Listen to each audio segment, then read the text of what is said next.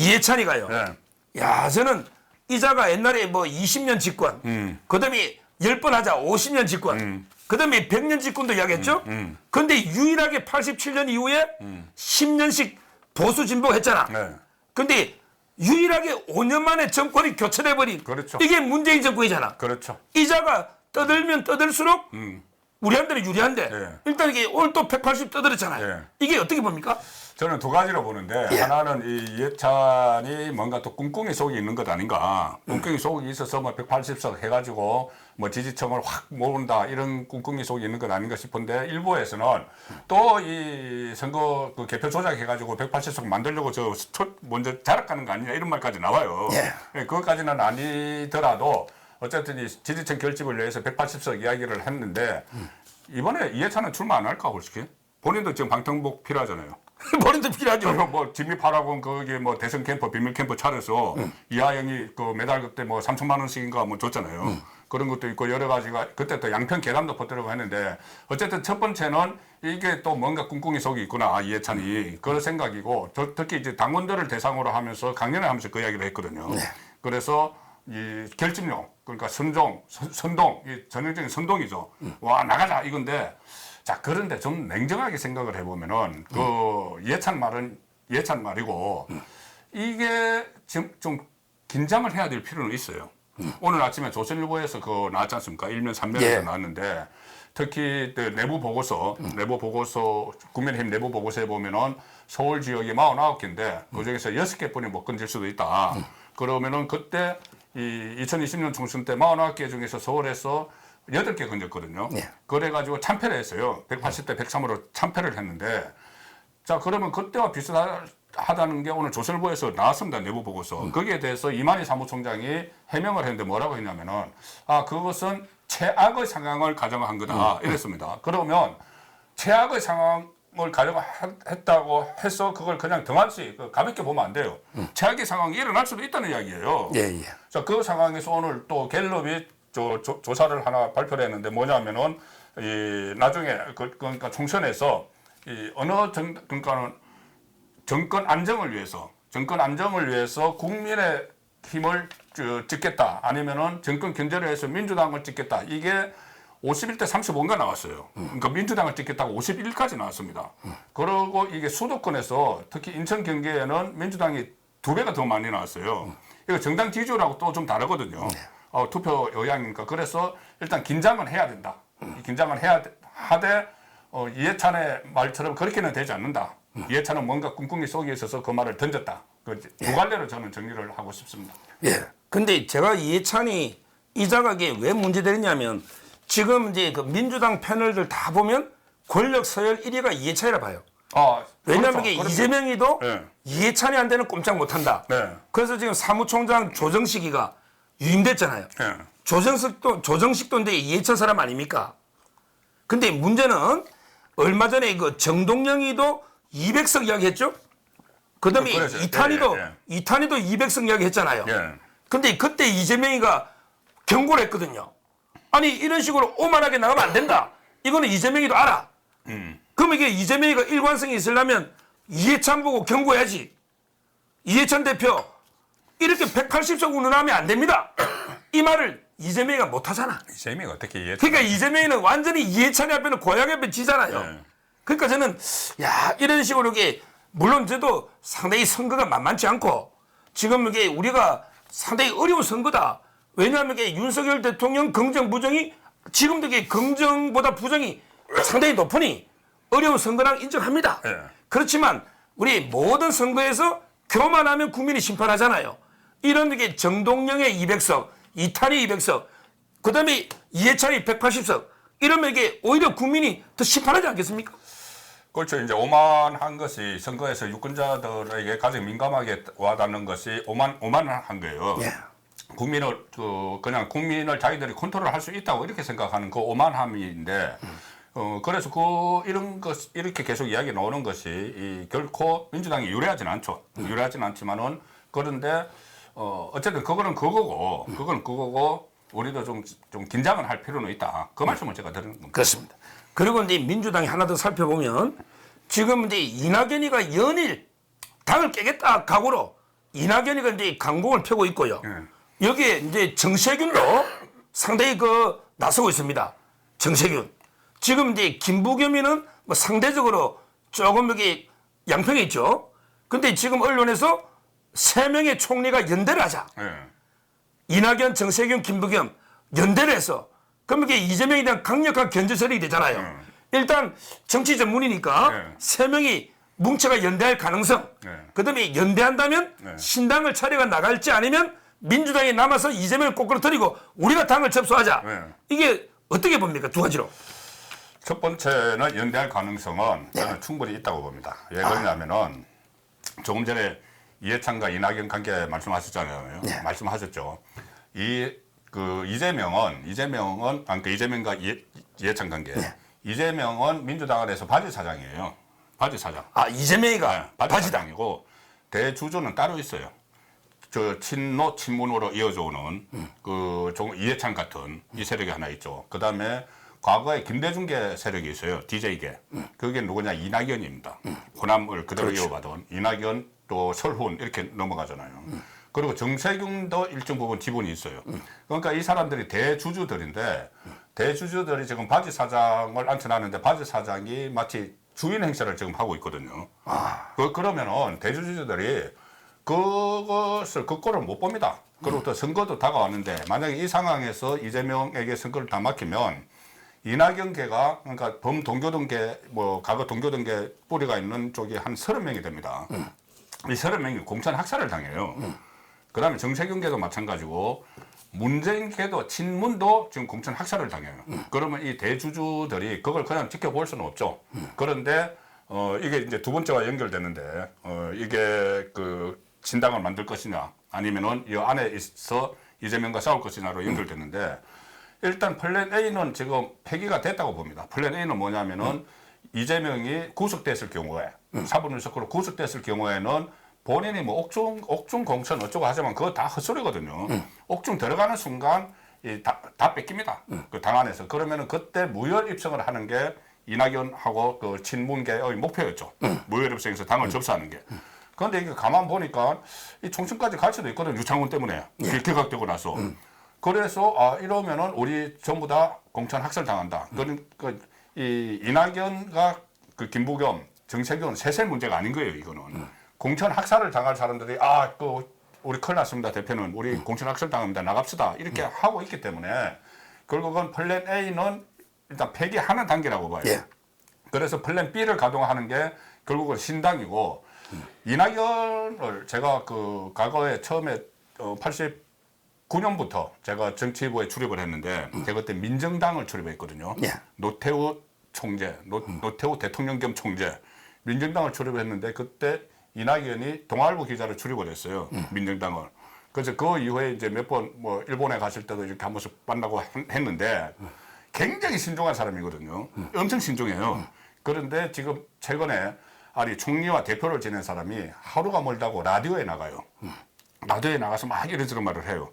이거는 저는 딴 살림을 차리려고 결정을 했기 때문에 그런 행동이 나오고 특히 이낙연 스타일로 그렇게 막 독하게 이야기하는 것은 이미 딴 살림 차리기로 했다 이렇게 보는 거죠. 그런데 그렇다고 해서 그걸 우리 국민의힘 쪽에서 호재다 이렇게만 보기 어려운 게 일단 이낙연은 그렇게 판단을 하지만은 이재명 사법 리스크 여전히 남아 있거든요. 총선 전에 구속될 가능성이 있거든요. 그렇게 되면은 이재명 리스크가 없어지면서 민주당이 더 강해질 수 있습니다. 그것까지 다 염두에 두고 대처를 해야 돼요. 예. 구속은 근데 이재명 구속은요. 제가 이제 그저께 제가 이제 검찰에 그 상당히 최고위지 통화를 1시간 넘게 했어요. 1시간. 역시. 아니 왜 빨리 영장 안 치냐? 오. 그랬더니 하는 말이 생생한데. 아이고 영장하면 더 치다가 만약에 기각되면 이 정치적 후폭풍을 어떡합니까? 엄청나게 쫄아 있더라고. 와, 제가 이게 진짜 이게 분통이 터지죠, 분통이. 그럴 필요가 없는데. 아니, 그걸 왜 걱정하느냐. 지금 쌍방울 대북 송금이 있고, 법인카드 지금 조명현 씨가 조사를 매일 받고 있잖아요. 그 다음에 쪼개기 헌금 이게 작은 거냐. 그러니까. 이거 합쳐가지고 영장을 또 치라. 기각되면 이게 판사 문제인데, 근데 문제는 검찰이 특히 고위직이 예. 이게 기각되면 진짜 총선 앞두고 정적 제거하다가 완전히 우리 총선 망치면 어떡하냐. 예. 이걸 걱정을 엄청 하고 있어요. 제가 이게 너무나 답답한. 예. 그래서 심지어 그냥 총선 이후로 이재명 처리를 미룰까? 이런 이야기도 하고요. 아, 그건 안 되는데. 그러니까 안 되면 이게 불구속으로 기소해버리면 예. 이게 검찰이 뭐냐 말이에요. 아니 내가 그랬죠. 얘마 너 검찰 3명이나 탄핵당한데 그러니까. 배알도 없냐? 알도 저도 지금 그 생각이 세 명이나 탄핵당했는데 거기 굴복이가 아이고 이재명 불구속 기소 이게 말이 되느냐? 아니 검찰 3명을 탄핵한 것도 그 정말 그걸 가지고 붕괴하지 않으면 안 되는 게 헌정사상 처음으로 저번에 한 명 했잖아요. 얼마 전에 한 명하고 이번에 2명인데 그중에 이정석 검사는 지금 말이 안 되는 상황이 벌어진 거예요. 뭐냐면은 이재명 수사를 방해하기 위해서 그 다른 것을 이 꼬투리를 잡아가지고 탄핵을 했는데 탄핵하기 전에 빼돌렸잖아요. 이정석을 대중고공으로 빼돌렸잖아요. 빼돌리고 그 자리에 이제 다른 그 검사가 투입이 됐는데 안병수인가요? 안병수가 투입이 됐는데 이게 그러면 상황이 어떻게 되냐면은 그 민주당은 수원지검 2차장 업무 그러니까는 그 이재명 수사 업무를 방해하기 위해서 탄핵을 한다고 했기 때문에 인사 발령냈다고 해서 그것을 철회를 못 하잖아요. 그대로 이제 탄핵을 시켜버렸잖아. 그런데 수원지검 2차장 업무를 방해하려고 탄핵을 시켰는데 대종고검 검사 업무가 정부가 정지가 돼버렸잖아요. 그러니까 그것도 말이 안 되는 이야기죠. 이게 아니 그 검찰에서 보면은 이게 얼마나 이 불공정하고 정말 무도한 일인데 이걸 그 다 뭐 기각될 것을 염려를 해서 영장 처리를 못한다. 이건 그 법 집행하는 검찰의 태도가 아니라고 봅니다. 그러니까요. 그래서 이제 그 정치를 보면 네. 지금 이제 저도 이제 그 민주당이요. 네. 기습적으로 이제 그 두 가지를 의결했잖아요. 하나는 이제 개딸 전체주의를 강화하기 위해서 이제 개딸이 당원이 많잖아요. 네. 그러니까 대의원이 옛날에 60대 1인데 네. 지금은 이제 20대 1로 네. 대의원의 비중을 확 줄이고 네. 개딸들이 3배 이상 늘었잖아. 네. 이거는 반 이재명 세력에 대한 선전포고죠. 선전포고죠. 이재명이 내가 대표를 한 번 더 연임하거나 네. 아니면 이게 정청래라든지 내 똘마니로 네. 들이 다시 권력을 잡겠다. 네. 이거 아닙니까? 결국 개딸 전체주의 해가지고 이재명 체제를 연장하는 거 있고요. 네. 그다음에 또 의원들 평가 있잖아요. 네. 거기 하위 받은 사람을 30%까지 감점하는 그렇죠. 네. 이렇게 또 바꿔놨잖아요. 그것도 다- 전부 이게 다- 다 수박들만 전부 다 비밀이에요. 수박들만 감점 줄 거 아닙니까? 네. 이게 저는 오히려 이낙연이나 분당에 이게 오히려 계기가 되지 않을까 이래 봅니다. 이게 뭐냐 하면은 그 분당에 이 기폭제가 될 수가 있는 게 이게 제가 말씀드린 대로 바지 사장이 들어와서 주식을 다 가져가 버리려고 하는 거예요. 이게 그래서 자기가 이제 주주가 되려고 하는 순간이에요. 대주주들 걸 다 가져가서 이게 왜 그러냐면 대의원이라는 건 정당의 대의원들이라는 건 오래전부터 민주당에서 몸담았던 사람들이에요. DJ 때부터 몸담아서 그 지역에서 뭐 당협위원장을 한다든가 무슨 운영위원장을 한다든가 이런 사람들이 한 10,000명 이상 되거든요. 그러면 그 사람들은 이재명계가 아니에요. 왜냐하면 이재명은 민주당 들어온 지 얼마 안 됩니다. 민주당 중앙으로 진출한 게 대선 때 기어 들어왔잖아요. 그런데 그 전에 쭉 쌓아왔던 거 DJ, 노무현, 문재인 거치면서 쌓아왔던 이게 대의원들입니다. 근데 이 대의원들 이게 이제 주식이에요, 주식. 이게 각 대주주들이 가지고 있는 주식이에요. 그런데 이걸 싹 없애버리고 그걸 개딸들을 중심으로 딱 앉힌다. 개딸들로 대체를 한다. 이거는 완전히 주식 강탈이죠. 민주당 제1야당 진보 정당 주식 강탈하는 겁니다. 그러면은 결국은 바지 사장이 오너가 돼버리는 거예요. 그 순간입니다, 이게. 그러니까 그러면 그것을 그냥 지켜보면 안 되죠.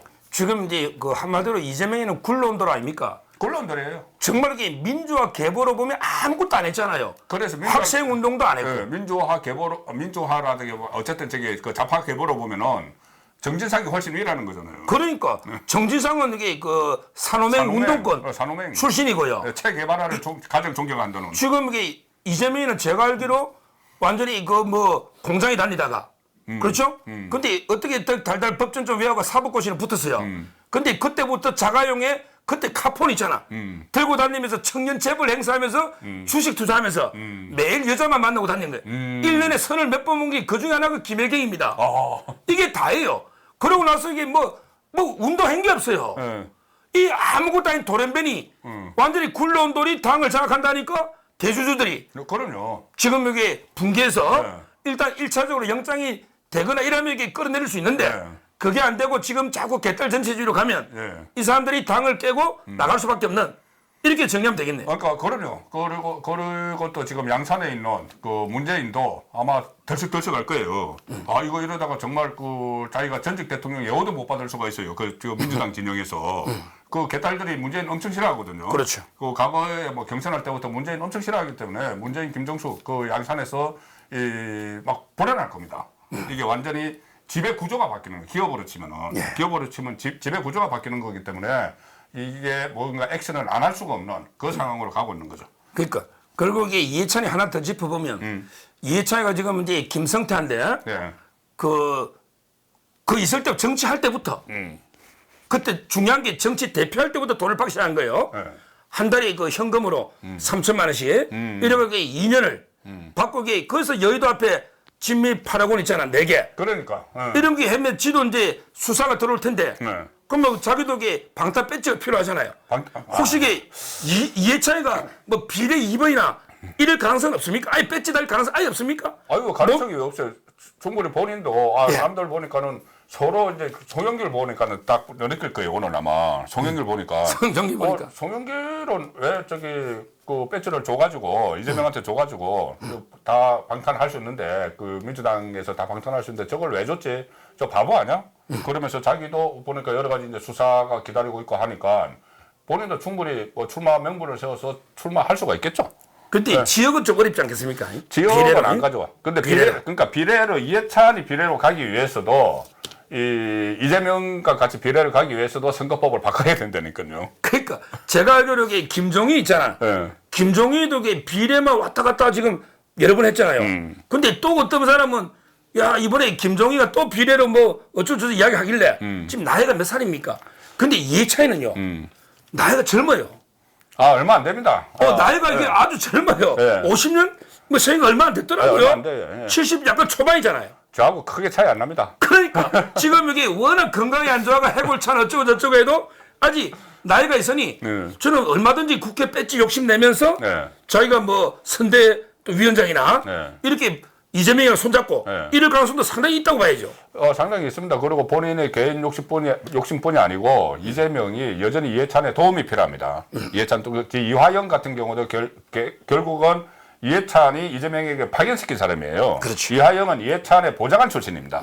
보좌관 출신에서 파견시켰는데 그렇기 때문에 지금 그 만약에 이해찬이 이재명에게 돌았으면은 이화영도 완전히 돌아서요. 그렇죠. 그래서 그렇다면 이제 이해찬을 일단 구슬러야 놔야 돼요. 이해찬을 또 자기를 위해서 비밀 캠프 같은 것도 막 운영을 했지 않습니까? 진미파라고. 자기를 위해서 한 거지. 그러니까 이해찬이 등을 돌려버리면은 이게 이재명에게 치명적이 될 수가 있습니다. 그래서 이해찬에게 그 대표님 제가 이 비례 좀 제 빨리 선거법 바꿔서 대표님 그러면은 2번 하고 제가 4번 하고 뭐 이럴지도 몰라요. 그러니까 결국 이제 그 2부의 결론은 이해찬이가 뭐 180석 운운하는 거는 엄청난 마이너스고 그다음에 이해찬이는 진미파라고 하는 쌍방울 수사를 받아야 된다. 수사 받아야 이렇게 되고. 보이고요. 그렇죠. 그다음에 이재명도 빨리 이게 검찰 눈치 보고 영장을 청구해야 되고요. 만약에 영장 청구 안 되고 이래 되면 지금 이낙연이나 대주주들이 행동에 옮긴다. 그럼요. 탈당이나 이렇게 정리하면 되겠네요. 대주주들이 이 주식을 이제 다 싸가지고 나가겠지. 주식을 싸서 나가겠지. 근데 대주주라면 이게 바지사장 해고시키면 안 됩니까? 그러니까 바지 사장이 너무 커버렸어요. 바지 사장이 크고 그 총액꾼들을 데리고 온 거야. 이 총액꾼들이 너무 개딸들이에요. 아주 강성 총액꾼들을 데리고 와서 이거 증거를 하다시피 하니까. 그리고 거기에 대주주의 하나 이해찬이를 포섭했잖아. 그렇죠. 그렇지. 그러니까 대주주 중에 하나 이해찬을 잘라내기는 포섭했지. 좀 어려운 이런 상황이네요. 맞아. 그런 상황이 있네. 이해찬을 또 하나를 포섭을 해놨네. 그렇죠. 그게 이해찬이가 실제는요. 운동권은 항상 이 교도소 깜빵 경력으로 보잖아요. 그렇지. 그러면 이게 이해찬이는 문재인을 우습게 보더라고 노무현하고. 우습지. 왜 그러냐면 야, 난 민청학년부터 임만 나 군대 나 교도소 몇 번 갔는데 문재인은 고시 공부하다가 몇 달 잠깐 있잖아요. 고시 공부하다가 잠깐 있어서. 아니 유치장에. 제가 그거 아는데 잠깐도 몇 달도 안 될 걸요. 그러니까 교도소도 안 해 유치장이에요. 경찰서 유치장. 유치장. 그러니까 이게 이해찬이가 볼 때는 문재인도 운동권 개발을 보면 아무것도 아니잖아. 그 닭장차 옛날에 닭장차라고 있잖아요. 그 저 학생들 뭐 저도 가봤죠. 돌 던지고 하면 잡아가지고 닭장차도 사서 일단 경찰서 유치장에 갖다 놔요. 유치장에 갖다 놨다가 이게 좀 그 주동하고 그랬으면은 이게 검찰로 보내든지 이렇게 하는데 경찰서에서 다 나왔어요. 그러니까 지금 대주주 이해찬이가 그걸 오시게 바지 사장 이재명을 좀 밀어주니 예. 그러기에 개딸을 되면 좀 버티고 있는 이런 상황이죠. 네, 그럼요. 예.